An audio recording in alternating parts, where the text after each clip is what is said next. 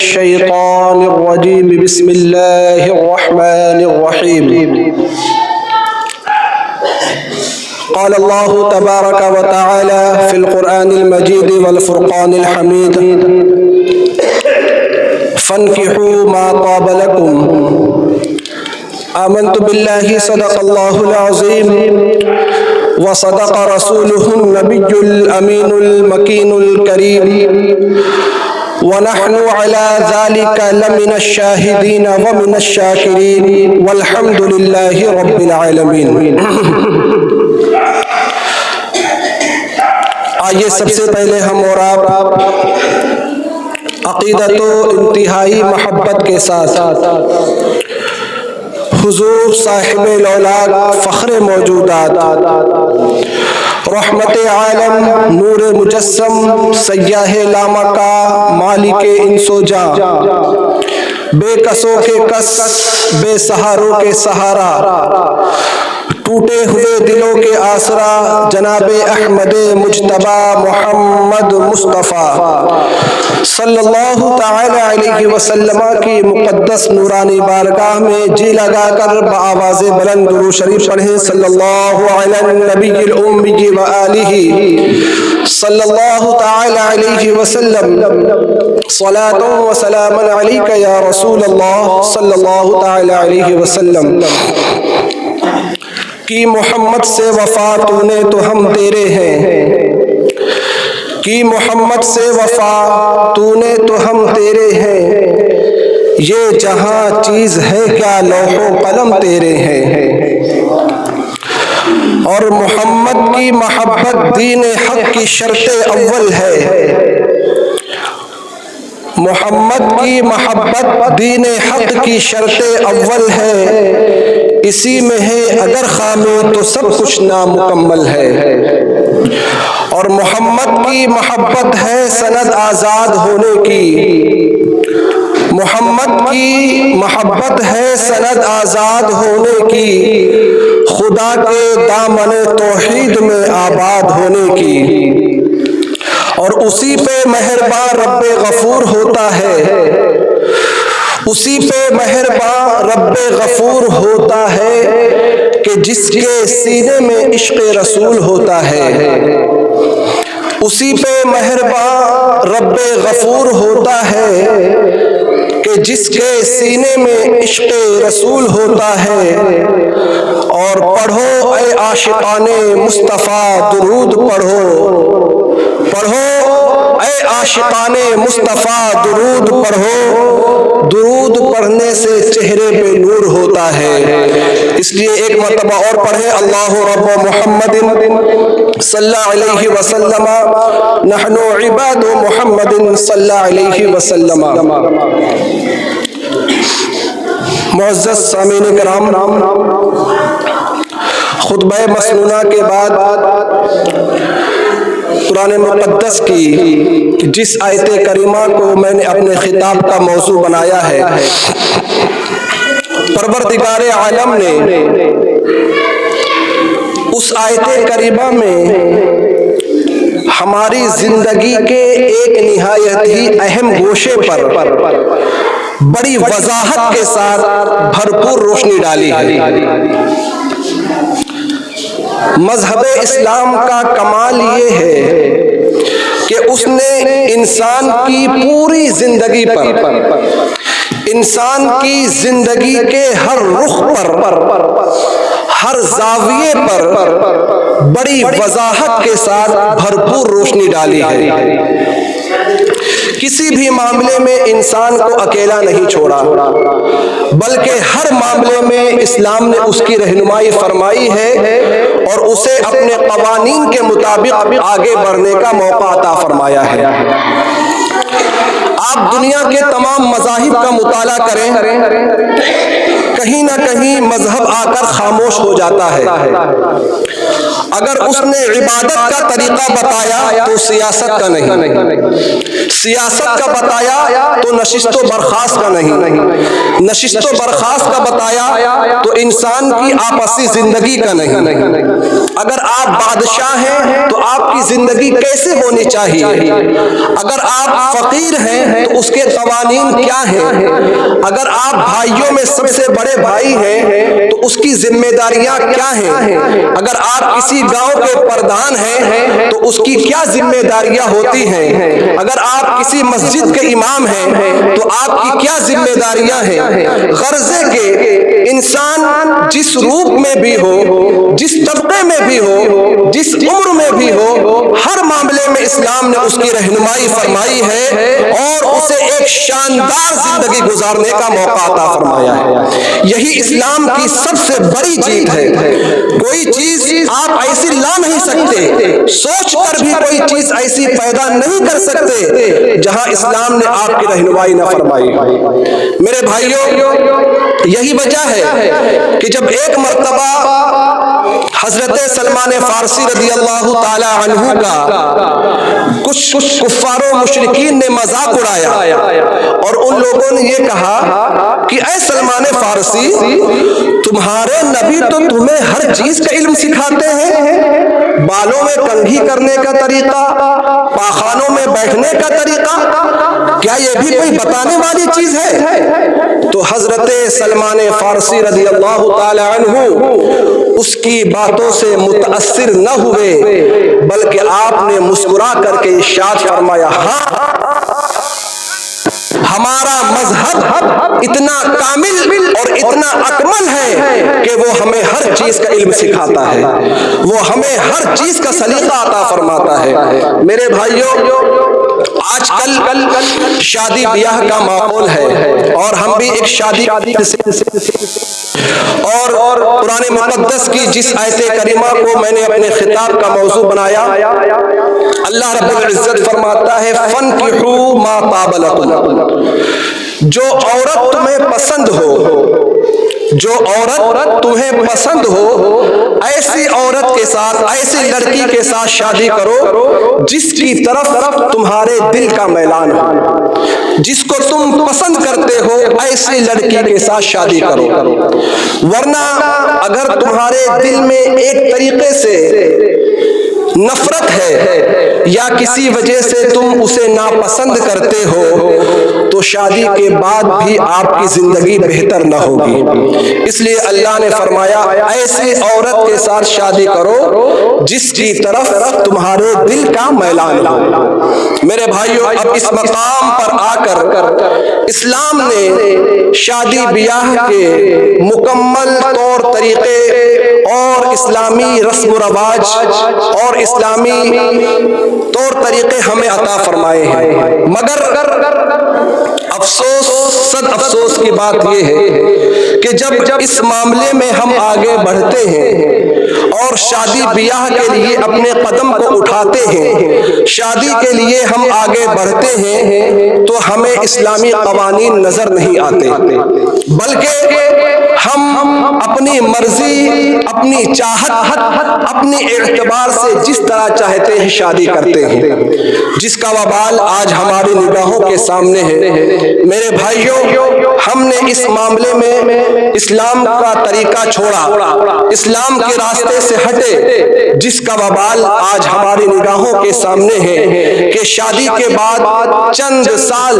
2-4 साल नहीं बीत पाते कि शादी जैसा मुकद्दस रिश्ता टूट जाता है और नौबत तलाक की आती है। मेरे भाइयों, ये क्या है मैं आपको बताऊं, हमारे उस्तादे मुहतरम के दारुल इफ्ता में इतने मसाइल हज, रोजे, नमाज और ज़कात के नहीं आते जितने आए दिन तलाक के आते हैं। हमें समझ नहीं आता कि इस नई नस्ल को हुआ क्या है। मेरे भाइयों, मैं आपको बताऊं, हमने इस मामले में इस्लाम का तरीका छोड़ा, इस्लाम के रास्ते से हटे, जिसका वबाल आज हमारी निगाहों के सामने है। शादी क्यों की जाती है, किस लिए शादी की जाए, हमने उसको बालाए ताक रख दिया है। शादी को हमने एक बिजनेस बना लिया है, शादी शादी को हमने एक पैसा हासिल करने का जरिया बना लिया है। अगर किसी के पास 2-4 लड़के हो और अल्लाह ताला के फजलो करम से कुछ मालो दौलत उनके पास हो,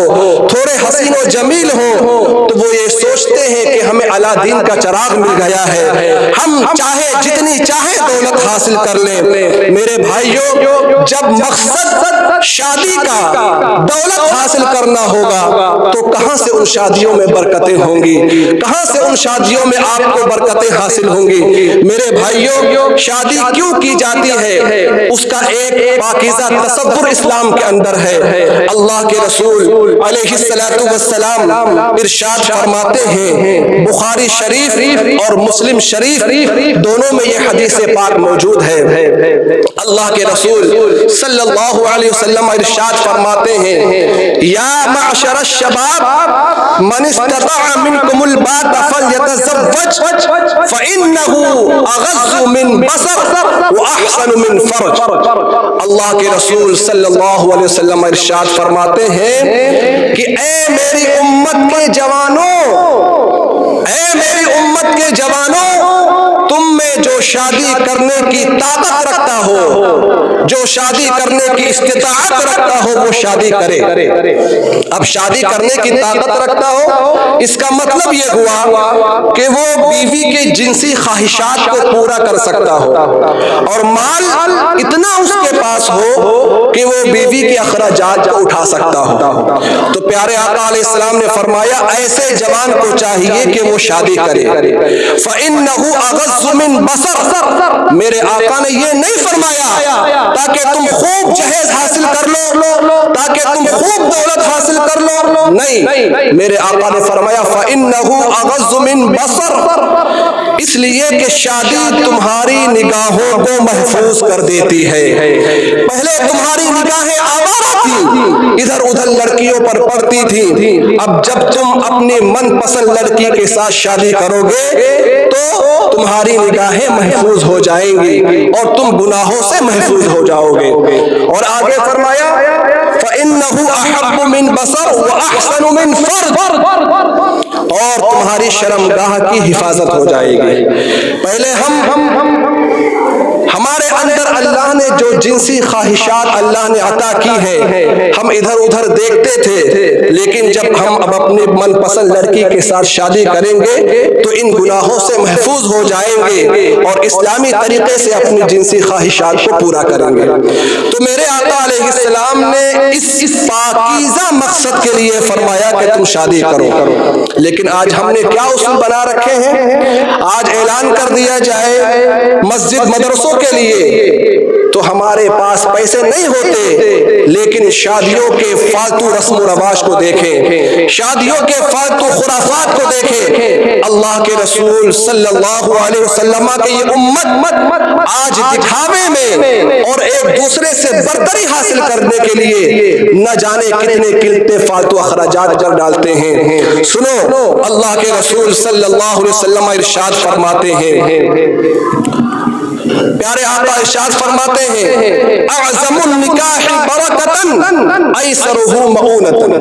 प्यारे आका फरमाते हैं, सबसे बरकत वाला निकाह वो है जिसमें सबसे कम खर्च, सबसे बरकत वाला निकाह वो है जिसमें सबसे कम खर्च हो, वो सबसे बरकत वाला निकाह है। इसलिए जब तुम फालतू अखराजात करोगे, फजूल खर्ची करोगे, फजूल खर्ची करना ये शैतान के रास्ते पर चलना है। अल्लाह के रसूल सल्लल्लाहु अलैहि वसल्लम इरशाद फरमाते हैं, ये तुम्हारा माल तुम्हारा है, अल्लाह के नजदीक मुहतरम है, इसलिए इसको जायज तरीके पर खर्च करो, नाजायज तरीके पर न खर्च करो। मेरे भाइयों, हम फालतू अखराजात तो करते ही करते हैं, लेकिन शर्म बालाए शर्म की बात यह है कि हमारे शादियों में न जाने कितने फालतू रसूमात आ चुके हैं। आप जरा सोचें, क्या एक मुसलमान कहलाने वाला वो अपने शादियों में डीजे बजवाएगा?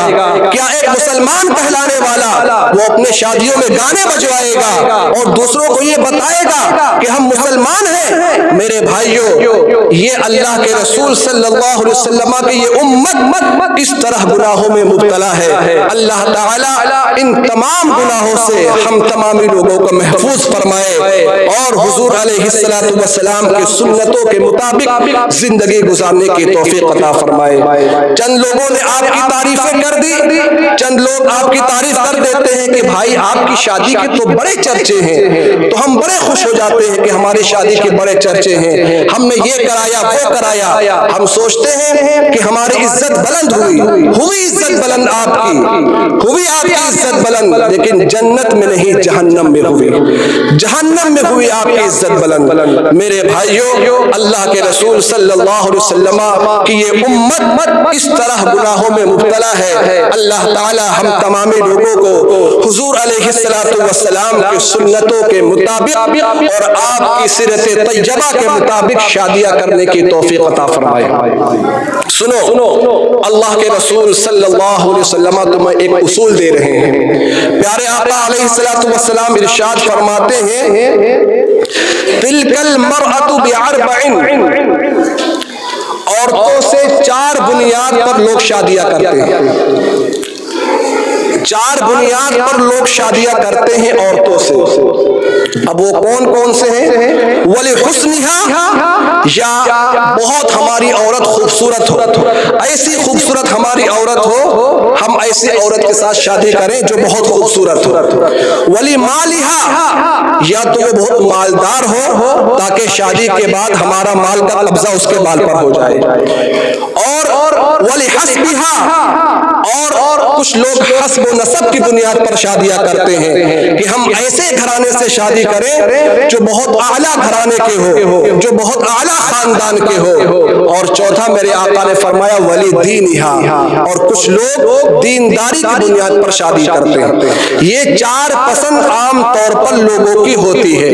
पहली पसंद या तो बहुत हसीन व जमील हो, या तो बहुत मालदार हो, या बहुत आला घराने के हो, या तो बहुत दीनदार हो। ये 4 पसंद लोगों की होती है। लेकिन मेरे आका क्या फरमाते हैं? प्यारे आका फरमाते हैं, फस्फुर बिज़ाति दीन, ऐ मेरी उम्मत तुम दीनदारी को पसंद करना। जब तुम दीनदार लड़की से शादी करोगे तो तुम्हारे घर का माहौल भी दीनदार होगा, पैदा होने वाला बच्चा भी दीनदार होगा, तुम्हारे घर का पूरा माहौल दीनदार बनाएगी। मेरे भाइयों, मगर आज इन सब की कोई जगह नहीं हमारे यहाँ, इन सब की कोई जगह नहीं। हमारे पास माल है, हमारे पास दौलत है, हमारे पास सरवत है, लाइन लगी हुई है लड़कियों की। न जाने कितने लोगों को यहाँ जाते हैं, दावतें खाते हैं, मुर्ग मुसल्लम तोड़ते हैं, अच्छे से अच्छा खाना खाते हैं, उसके बाद एक मोटा मुर्गा मिलता है, अब वहां से हम रिश्ता तय करते हैं। और फिर जनाबे वाला लोगों ने नए नए तरीके अपना लिए हैं मांगने के, नए नए तरीके अपना लिए कि हमें तो कुछ नहीं चाहिए, हमारे पास अल्लाह का दिया हुआ बहुत कुछ है, हमें तो कुछ नहीं चाहिए। लेकिन अब जिस लड़के से साथ शादी हो रही है, उस लड़के का अपने दोस्तों में उसका एक वकार है, उसकी एक इज्जत है, उसकी एक अहमियत है। उसके फला दोस्त को 4 पहिया गाड़ी मिली थी, इतना सोना मिला था, इतना चांदी मिला था, अगर उसको इतना नहीं मिलेगा तो अपने दोस्तों के सामने जलील हो जाएगा। मेरे भाइयों, न जाने कितने लोग, कितने बाप इस रास्ते में तबाह बर्बाद हो गए, न जाने कितने बाप इस रास्ते में कर्ज तले डूब गए, न जाने कितने बाप साल भर जिन खेतियों से ग़िज़ा हासिल करते थे उन खेतियों को गिरवी रखना पड़ा। आप क्या सोचते हैं कि आप यूं ही बच जाएंगे? जरूर क़यामत के दिन रब की बारगाह में इसकी पकड़ होगी और रब की बारगाह में आपको इसका जवाब देना होगा। मेरे भाइयों, आप क्या समझते हैं कि हमने ये कर दिया कि हमारी इज्जत बुलंद हो गई? मेरे भाइयों, रब की बारगाह में इसको आपको जवाब देना होगा। अल्लाह ताला हम तमामी लोगों को इन तमाम गुनाहों से महफूज फरमाए और हुजूर अलैहिस्सलातु वस्सलाम की सुन्नतों के मुताबिक शादियां करने की तौफीक अता फरमाए। जरा आप समाज में निगाह उठाकर देखें, जरा अपने समाज में निगाह उठाकर देखें, कितनी बच्चियां अपने घरों में बैठी हुई हैं।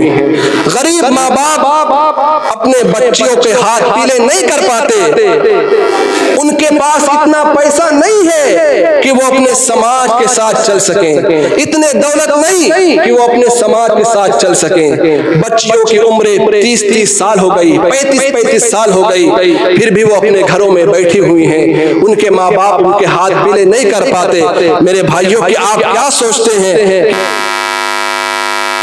भी जरूर क़यामत के दिन रब की बारगाह में इसका जवाब देना होगा।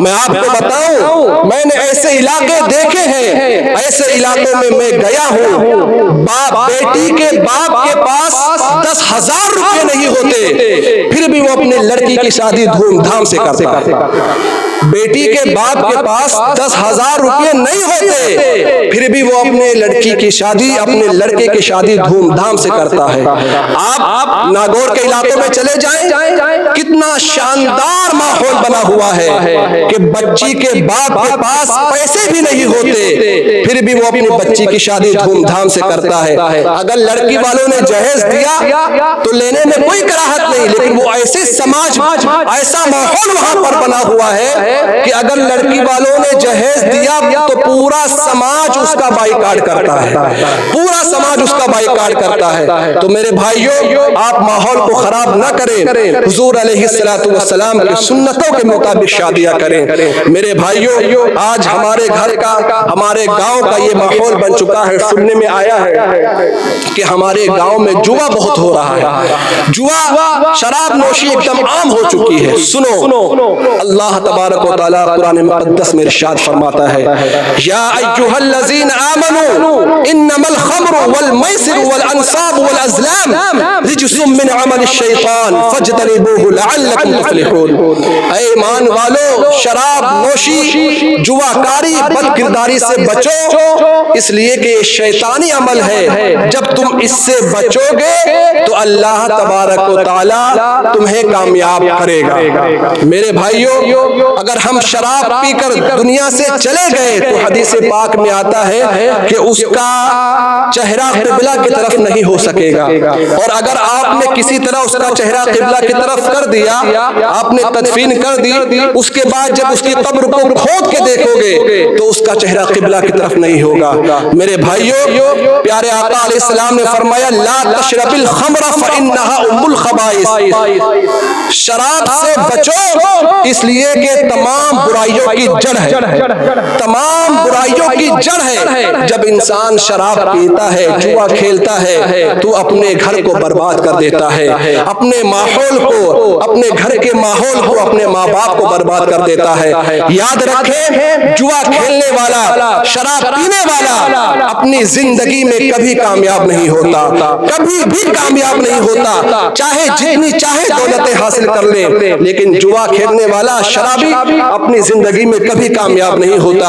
वो नशे के आलम में कहीं भी बैठा हुआ रहता है, किसी भी नाली में पड़ा रहता है, पूरा समाज उसको देखकर थू थू करता है। मेरे भाइयों, न जाने कितनी बच्चियां शराबियों की जुल्म की वजह से कराह रही हैं, न जाने कितनी बीवियां जुआरियों के जुआपन की वजह से अपनी जिंदगी तबाह बर्बाद कर रहे हैं। मेरे भाइयों, इसलिए हमें और आपको चाहिए कि हम शराब और जुआ और जो दीगर इस्लाम ने हमको मना कर किया है, उन तमाम कामों से बाज आ जाएं और हुजूर अलैहिस्सलातु वस्सलाम के सुन्नतों के मुताबिक जिंदगी गुजारें।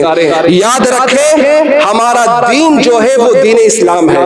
हमारा दीन दीन इस्लाम है। दीन इस्लाम किसी कौम के लिए रहबर बनकर नहीं आया, बल्कि पूरी इंसानियत के लिए रहबर बनकर आया। इसलिए एक मुसलमान होने के नाते हमारे ऊपर ये जिम्मेदारी आयद होती है कि हम शराब नोशी से बाज आ जाएं, जुआकारी से बाज आ जाएं, ताकि हमारी दुनिया भी कामयाब हो जाए और हमारी आखिरत भी कामयाब हो जाए।